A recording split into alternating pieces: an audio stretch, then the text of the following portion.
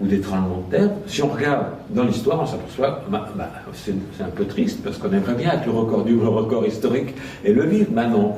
En 1900, il y en a eu un plus gros, en 1830, il y en a eu un plus gros, pour tout. Donc, c'est faux ce sensationnalisme un petit peu de certaines personnes de dire « Waouh, Gaïa, la Terre, se réveille et s'en fout de la Terre. Elle s'en fout de ce qu'on peut faire. » Un peu comme le disait Georges Carlin, j'aime beaucoup, comme le tremblement de terre, c'est un peu comme un chien qui secoue les puces. Bon, les puces, elles tombent, mais la Terre, elle s'en fout, quoi.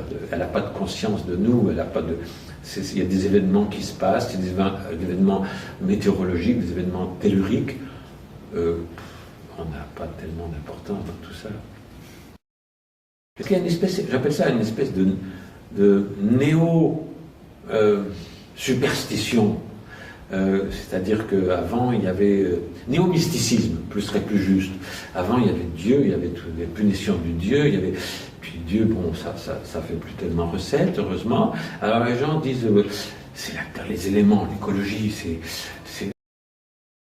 Donc, on vit une époque qui, au point de vue cataclysme naturel, est loin d'être la pire, mais ça vend beaucoup de papier d'effrayer. Alors, la peur, instiller la peur dans les populations, fait qu'il se développe des des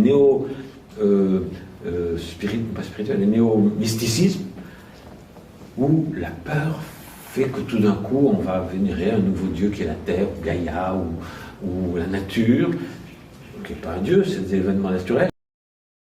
Mais à un moment donné, il n'y aura plus de sous, et ça va être obligé de s'arrêter. Alors tout va se déplacer, et je crois que le recentrage sur l'Asie sera bénéfique, parce qu'il y a une sagesse orientale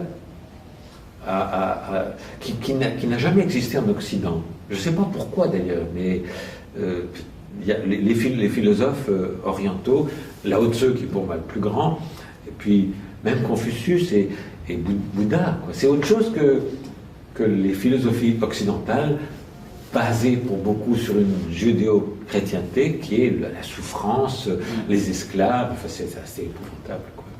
Donc je suis plein d'espoir, même sur ce recentrage, je trouve qu'il est très bon. Si tout d'un coup les grandes valeurs asiatiques pouvaient se répandre dans un inversement de christianisation, c'est-à-dire que tout d'un coup qu'il y ait une bouddhisation du monde, c'est tellement plus bénéfique que la christianisation.